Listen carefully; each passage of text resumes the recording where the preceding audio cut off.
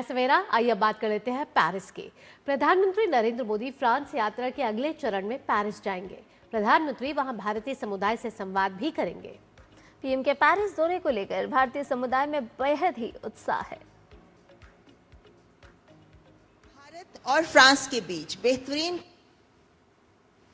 आगे एक आयाम जो बहुत महत्वपूर्ण है वो है पीपल टू पीपल कांटेक्ट, और ये एक ऐसा पहलू है जो होराइजन 2047 रोड मैप में भी नजर आता है। एक महत्वपूर्ण बिंदु है ये इस रोड मैप का भी।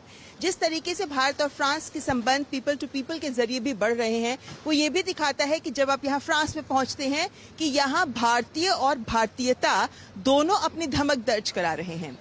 1,19,000 के करीब यहाँ भारतवंशी अगर रहते हैं तो इसके साथ साथ यहाँ भारतीय संस्कृति, भारतीय खान पान, भारतीय फैशन, हर किसी को यहाँ लोग बहुत पसंद करते हैं। और योग, हिंदी, ये तो है ही। और जब अंतर्राष्ट्रीय योग दिवस होता है तो बहुत सारे स्थान हैं ऐसे जहां पर जाकर योग का आयोजन किया जाता है और ये यहाँ पे लोगों की जिंदगी का हिस्सा भी बना हुआ है। ऐसे में जब हम बात करते हैं प्रधानमंत्री नरेंद्र मोदी के फ्रांस दौरे की, तो हम यहाँ पर साल प्लेयल के सामने ही उपस्थित हैं और यही वो जगह है जहाँ पर भारतीय समुदाय के साथ प्रधानमंत्री नरेंद्र मोदी रूबरू होंगे, जिसे लेकर भारतीय समुदाय में भी बहुत उत्साह है। बहुत अच्छा लगता है जब हमारे prime minister and global leaders के साथ और हाथ से हाथ, कंधे से कंधा मिला के जब हम काम कर रहे हैं और हमारा बहुत ही कितने सारे हमारे कनेक्ट्स हुए हैं, मतलब विद द राफेल डील्स, अभी अपकमिंग डील्स एंड ऑल, तो बहुत अच्छा लगता है। हम टेक्नोलॉजी के अंदर एज ए पार्टनर काम कर रहे हैं डेवलप्ड कंट्रीज के साथ, so we are very excited. बहुत अच्छा लग रहा है कि टेक्नोलॉजी के लिए, सुरक्षा के लिए, इन सब में हमारे प्राइम मिनिस्टर हैं बहुत ही अपना योगदान दे रहे हैं, दूसरे कंट्री से कनेक्ट कर रहे हैं। भारत और फ्रांस हर स्तर पर अपने रिश्तों को आगे बढ़ाने को आतुर हैं और पीपल टू पीपल कांटेक्ट के माध्यम से और फ्रांस में भारतवंशी अपनी उपस्थिति, अपने पेशेवर अंदाज के माध्यम से इस रिश्ते में और नए आयाम जोड़ते भी नजर आ रहे हैं। पेरिस से कैमरामैन योगेश के साथ ममता चोपड़ा, डीडी न्यूज। और वहीं पेरिस में कल पीएम मोदी विवाटेक 2026 कार्यक्रम में हिस्सा लेंगे। इस सम्मेलन के भारत पवेलियन में स्टार्टअप से जुड़ी कंपनियां हिस्सा ले रही है। ऐसे ही कुछ कंपनियों के प्रमुखों से बातचीत की डीडी न्यूज की संवाददाता ममता चोपड़ा ने। ये है पेरिस में आयोजित विवा टेक, जो यूरोप का सबसे बड़ा स्टार्टअप और टेक्नोलॉजी का आयोजन माना जाता है, जहां 15,000 स्टार्टअप्स, 4,000 इन्वेस्टर्स और 60 देश भाग ले रहे हैं, जिसमें भारत भी शामिल है, जो एआई पार्टनर कंट्री के तौर पर इस मंच पर उपस्थित है।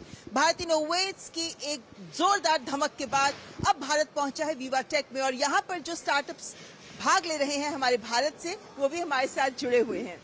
इंडिया एआई एंड माइटी के इस प्रोग्राम के तहत हमें यहाँ पे काफी स्ट्रक्चर्ड जीटीएम करने का मौका मिल रहा है। Viva Tech is the largest technology festival of Europe and यहाँ पे एग्जिबिट करके हम काफी बिजनेस अपॉर्चुनिटीज एक्सप्लोर करना चाहते हैं। सो हमने एआई का इस्तेमाल करके सारा social media videos at scale analyse किया है to give them trend intelligence reports so that they can do consumer intelligence better than before. We are able to come to such a place where there is so much opportunity.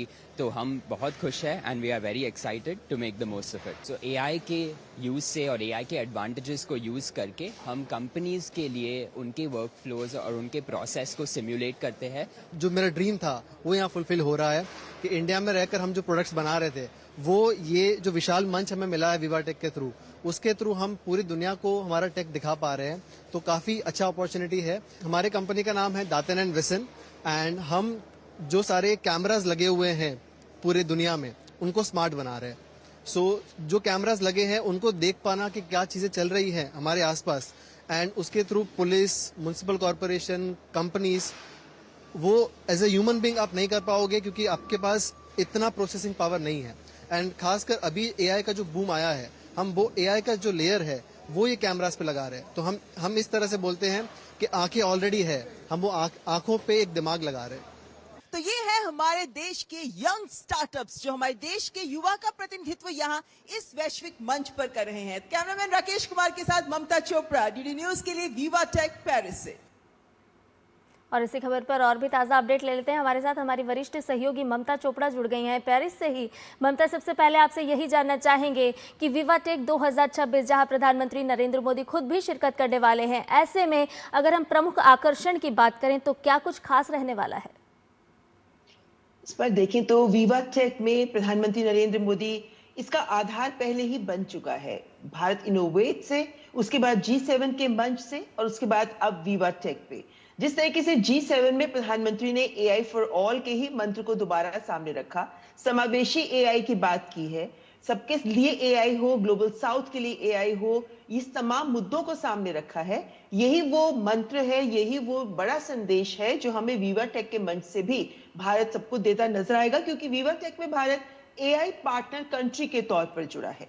और artificial intelligence को लेकर जो बड़ी बात G7 में, उससे पहले Bharat innovate और उससे भी पहले AI इम्पैक्ट समिट में की गई थी, उसी संदेश को अब विवा टेक के माध्यम से भी भारत आगे लेकर आ रहा है। इसीलिए प्रधानमंत्री नरेंद्र मोदी के यहाँ पे शिरकत करना बहुत महत्वपूर्ण हो जाता है, खासकर तब जबकि ये 10वां संस्करण है विवा टेक का, जो बहुत महत्वपूर्ण कहा जा रहा है। और इसके साथ साथ यहाँ पर 60 कंट्रीज, 60 देश भाग ले रहे हैं, लेकिन भारत का पेविलियन यहाँ सबसे बड़ा पेविलियन है। और यहाँ पर भारत की जो स्टार्टअप यात्रा है उसको एक और नया मंच मिलेगा, क्योंकि ना केवल यहाँ नीस के भारत इनोवेट से बहुत सारे स्टार्टअप्स लाए गए हैं, बल्कि साथ ही यहाँ मेटी के द्वारा भी, यानी ministry of IT and electronics के द्वारा भी 3 महीने का एक अपॉर्चुनिटी स्टार्टअप्स को दी गई। 10 चाइनीज स्टार्टअप्स यहाँ पेरिस में ऑलरेडी आए हुए हैं और यहाँ पर उनकी मेंटोरिंग की जा रही है, उनकी हैंड होल्डिंग की जा रही है, यूरोप के साथ उनका कनेक्ट कैसे होना चाहिए उन सब पर काम पहले से ही जारी है। तो आर्टिफिशियल इंटेलिजेंस को लेकर समावेशी हो, जिम्मेदार AI हो, ये जो तमाम बातें भारत लगातार करता आ रहा है, और लोकतांत्रिकरण होना चाहिए इस तकनीक का, ये तमाम जो मंत्रा प्रधानमंत्री वैश्विक मंच पर देते आ रहे हैं, उसी को यहाँ विवा टेक के मंच से भी प्रधानमंत्री साझा कर सकते हैं। इसीलिए प्रधानमंत्री की यहाँ उपस्थिति बहुत महत्वपूर्ण हो जाती है। संध्या, ममता, साथ ही साथ प्रधानमंत्री नरेंद्र मोदी ये भी कहते हैं कि AI को मानव कल्याण के लिए इस्तेमाल किया जाना चाहिए, मशीन इंसानों को रिप्लेस नहीं कर सकती है। ऐसे में जब भारतीय स्टार्टअप इस समय ग्लोबल होते हुए नजर आ रहे हैं, भारत का वैश्विक पटल पर अगर AI के लिहाज से बात की जाए, स्टार्टअप के लिहाज से बात की जाए, वर्चस्व कैसे बढ़ता हुआ नजर आ रहा है? क्योंकि हम ही नहीं AI इम्पैक्ट समिट 2026 का आगाज किया, आयोजन किया, और उसके बाद अब विवा टेक में भी भारतीय स्टार्टअप्स ग्लोबल होते हुए नजर आ रहे हैं।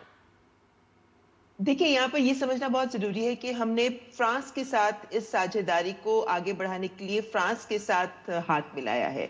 हमने देखा है कि AI इम्पैक्ट समिट में भी जब फ्रेंच प्रेसिडेंट इमैनुअल मैक्रोन आए थे, वहां भी उन्होंने इस रिस्पॉन्सिबल AI को बहुत जोर शोर से उठाया था, खासकर तब जबकि इस वक्त विश्व में एक होड़ लगी है आर्टिफिशियल इंटेलिजेंस और इस टेक्नोलॉजी पर कंट्रोल करने की, इसको अपने तरीके से यूज करने की। इसके बाद जिस तरीके के एपिसोड्स भी नजर आते रहे वक्त वक्त पे हमें, चाहे हम उसको साइबर स्पेस के फ्रॉड से जोड़कर देखें या डीप फेक से जोड़कर देखें या फिर ग्रॉक का जो इंसिडेंट हुआ था उससे जोड़कर देखें, तो ये टेक्नोलॉजी बेहतर मानव कल्याण के लिए प्रयोग होनी चाहिए, ना कि एक डिस्ट्रप्टर के तौर पर। ये एक बड़ी चीज है, बड़ा संदेश है जो प्रेसिडेंट मैक्रोन के भी दे रहे हैं, और प्रधानमंत्री नरेंद्र मोदी तो इस बात को निरंतर कहते आ रहे हैं। हमारे स्टार्टअप्स, हमारे इनोवेटर्स जो काम कर रहे हैं, भारत में कर रहे हैं, और अब वो बाहर आकर इस मंच के माध्यम से और वैश्विक स्तर पर अपनी बात को सामने रखेंगे।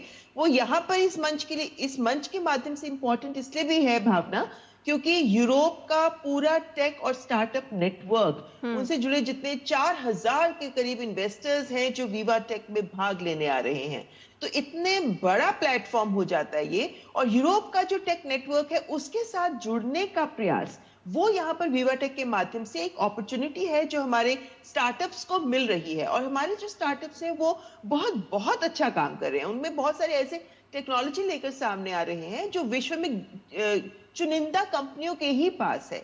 इसलिए हम किसी से कम नहीं हैं, लेकिन हमें भी अवसर चाहिए। इसी सोच को लेते हुए हमारे स्टार्टअप्स को जब ये मंच मिलेगा भावना, तो इस मंच के माध्यम से वो अपनी बात को जब विश्व के सामने, तकनीक को सामने रखेंगे, तो भारत ना केवल जैसे प्रधानमंत्री कहते हैं टेक एडाप्टर, बल्कि भारत एक टेक प्रोवाइडर के तौर पर सामने आता नजर आएगा। तो उसके साथ जब हम अपने मूल्यों को जोड़ देते हैं, तकनीक से जुड़े मूल्यों को जोड़ देते हैं कि ग्लोबल साउथ की समस्याओं का, वैश्विक समस्याओं का समाधान करने के लिए तकनीक का ये प्रयोग करते हैं, तो फिर वो भारत की पोजीशनिंग को इस मंच पर और सुदृढ़ करता है। जी ममता, तो साफ तौर पर भारत के लिए एक अच्छी अपॉर्चुनिटी यहाँ पर कि अपना कौशल भी दिखा पाएंगे और जो यूरोप के देशों से जुड़े जो स्टार्टअप्स हैं वो क्या कुछ काम कर रहे हैं वो भी कुछ ना कुछ उसमें भी कुशलता हासिल कर पाएंगे। तमाम जानकारियों के साथ ममता बहुत बहुत धन्यवाद आपका।